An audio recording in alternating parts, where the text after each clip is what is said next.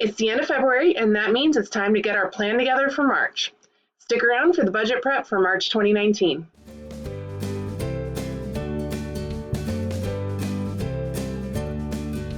Hi friends, welcome to the Budget Bounce. I'm Jen, and I'm so glad you're here. We use a budget to tell our money what to do, including bouncing debt out the door. We share our ups and downs from living life on a budget and tackling a $252,000 mountain of stupid debt in our pursuit of financial independence. If you'd like to follow us on our journey, learn more about living life on a budget, being intentional with your money, and making your money work for you, then click on that subscribe button below and be sure to tap on the bell so you'll get notifications every time I post a new video. You can also find me on social media. Just look for the Budget Bounce. Before I switch to the spreadsheet, I wanted to thank everyone who provided feedback in my February budget prep video. It was my very first one, and I got some great feedback that I'm going to apply this month. That includes zooming the screen in so you can see the numbers better. But to do that, I'm also not going to have any video of me on the screen. So we have plenty of real estate for the numbers, which, let's be honest, that's what you're all interested in anyhow. So let's switch over to the spreadsheet to get March set up. To prepare for the video, I copied over our February budget and I removed all of the charges from the actual column. That's this column here, all the way down. I removed all of the charges that were in there from February. And we're going to go through each category line by line, starting with income. So I've blocked out our regular income, which doesn't normally change from month to month.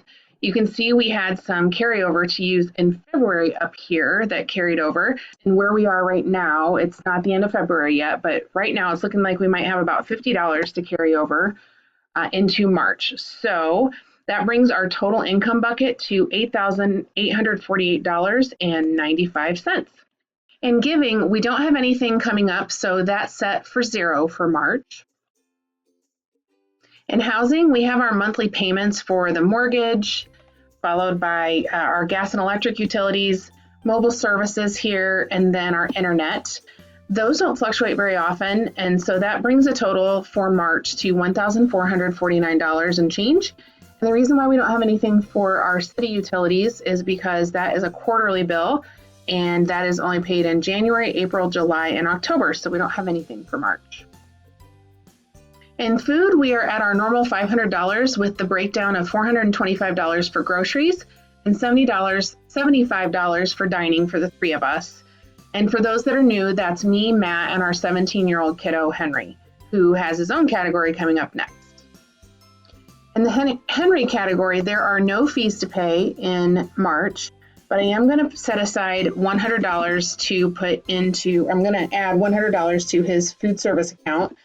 And we're going to pay for 1 month of Mathnasium, which is that group tutoring program that he's in. And then this Blackhawk College dual credit, that was actually already paid in February, so we're going to take that out. So that shows Henry at $419 for the month of March. In transportation, we are planning on $300 for gas and $35.99 for OnStar like normal. We don't have any repairs or maintenance due for either car, and no registrations are due. So our total will be $335.99 for March. In pets, we will have our normal $15 for grooming for Cotton, who is our long-haired cat. So I'm going to leave $40 here again in March to get her a full-size bag. We don't need to buy any meds this month since we stocked up in February, and unless one of them gets sick, all of them have now had their annual checkups, and there are no more appointments for that until November. So no visits to the vet are on the agenda, and that brings our total for this category to $55. For insurance, we don't have any changes from last month, and I made this a little bit smaller just so we could fit everything in. But you can see here that our total insurance will be $1,197 and change. For entertainment, this is also going to be the same as last month, totaling $93.21. You can see here that we have Hulu, Netflix, we have some ink for our printer, we have the Cinemark subscription for the monthly movie pass, and then we have family entertainment that varies from 1 month to the next, but we set aside $50 every month. In health, we don't plan to have anything for prescriptions. We will have the 1005 for the gym, with Matt's insurance through the state of Illinois, it requires a lot of management because they pay months later after the date of service. So we are literally just now getting bills in from 2018, which we've already used up all of our FSA for. So we have to pay out of pocket as those things come in. I'm expecting we will have some surprises here and there through the middle of the year. So I'm just going to go ahead and plan for $100 every month for medical going forward so we can be prepared for that. I may end up creating a sinking fund for this now that this is our new normal, but for now, this is where I'm going to keep it. And we don't have any plans for the dentist. As far as I know, this is this thing that we paid in February that's showing here. I'm going to take it out. I believe that's the only thing that we have hanging out there right now. All right, so now for extras. We won't be buying any more car seats, so I'm going to remove that. And then I got the office painted, so I'm going to take that off. We don't have any plans for spending at Amazon, but I am going to have a hair appointment, and I actually ended up not having my brow appointment that was scheduled in February. I'll talk about that in the February budget report, but I will have my haircut and brow appointment that will be $52 in March. And so that includes tip. It's $52 total. And that's for Jen, not for Matt. He had one in February. And then we won't have any tax prep services to pay for in March, because I already did them all in February. That's going to bring our extras to a total of $52 for March. So I don't have anything in the crap I forgot about that category because of this nifty spreadsheet over here. So let me just open this up. This is already filtered. Let me clear this out so you can kind of see what this looks like. I set this up and I tried to do it by category and then type, and then I gave a description for each one. And you can see here we have, the amounts here with the various months that they hit, and it goes all the way over to the right to December. So I can filter by month, and so I can look and see what has an X in it for March. And you can see there are 3 things here, and none of them hit the crap I forgot about that category. So I'm going to minimize this and we'll come back to those. But that is how we ended up with nothing here. So in envelopes, you can see here that we have our spending for me and Matt. And then we have our household and miscellaneous budgets that are, these are just standard amounts. So we have for all of these actually, we have $170 planned for envelopes. All right, so in the budget bounce, we have some updates to make here. Let's go back over to the annual expenses worksheet here and look at that. So this is what we're working with. And you can see here that we have these three that are all for the budget bounce here. And so these total, you can't see it off screen, but it's $116.40 is the total. I can do it here so you can see it, I guess. There you go. So that's the total, $116.40. So I need to get that moved over to this spreadsheet. But I also have to account for this $9.99. So I am going to just do this really quick. So 116.4 plus $9.99 equals $126.39. So that is what I'm going to enter here. That is what we're going to have to pay out for the budget bounce. That $9.99 is for Adobe Spark, and that's a monthly amount that we have now. So $126.39, that's going to be the total for the budget bounce. I don't have any plans on education or equipment in March, so that should be it. All right, in savings, we don't have any changes. We are building up our emergency fund, so we are adding $50 a month to, this is because my security gland has been all irritated after some financial scares, some big things that happened at the end of 2018. So we're working to build that to $3,000 over time. And these other accounts for Henry, Nikayla, and Xanthi are really an extension of the emergency fund specifically set aside for the kids. And then there's a Matt's retirement, which is his pension that he's required to contribute to. I'm not currently contributing to retirement, so mine shows 0. So our total savings for the month is $265.88. All right, and here are our sinking funds. We actually have, let's see here, we have $18 for registrations. That's $9 per car per month. And then we have our city utilities for $80, our clothing at $40 a month, We're not currently putting anything in estate planning. We have gifts at $40 a month. We're putting away $250 a month for Henry's school, which actually I'm going to make this 0 because of the fact that we're going to use all of this up above. So I'm changing this to 0. Instead of sending it over to the sinking fund, I'm going to not send anything because we're actually going to be spending more than $250 this month. And you can see over here that I already had a balance of $397. So if I remember correctly, it was 4 something that we owe in Henry. So we'll pull whatever the $250 doesn't cover out of this balance and as up at the top. And I should actually go look at that right now because I have to add it as a sinking fund income. So here's Henry, and his total is $419. So that's a difference of $169. So Henry school, I'm not going to put anything in. Holidays, we do $50. Image cosmetics, I usually do $50. We did $35 last month because of what I thought we were doing with my brow appointment that didn't happen. But we normally do $50. I'm going to spend $52. And so I'm just going to put nothing in here because there's no point in sending it over there and then bringing it back. So then for life insurance, we put away $81 a month for an individual policy we have on me.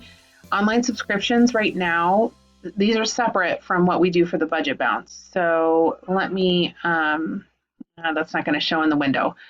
So I'm going to, you can see some of those there. This is just to set aside. So as these renewals come up, which are all over in that annual spreadsheet, as those come up, then we will have enough money over here in the sinking fund to cover those. So pet expense, I am going to be doing $85. And then for technology, we're actually going to start putting some money in here because Matt's phone is not working properly. So in travel, we are going to be setting aside $400 per month. And then in vacation, and that's ultimately, by the way, for FinCon. And then vacation is $100. We're building up a little fund here for Henry and Matt to go on vacation. And then for vehicles, we have $100 we're going to be adding. And then for wedding anniversary, we are going to add $15. So you can see our balances over here. Let me just do this so you can see what it'll look like once we get everything in there.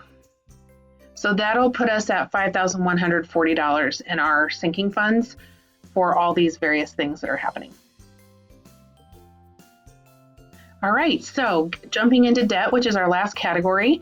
This is the list of all of the debts that we've already paid off. And so those are all a balance of 0. So let me scroll down here and get you the rest of these.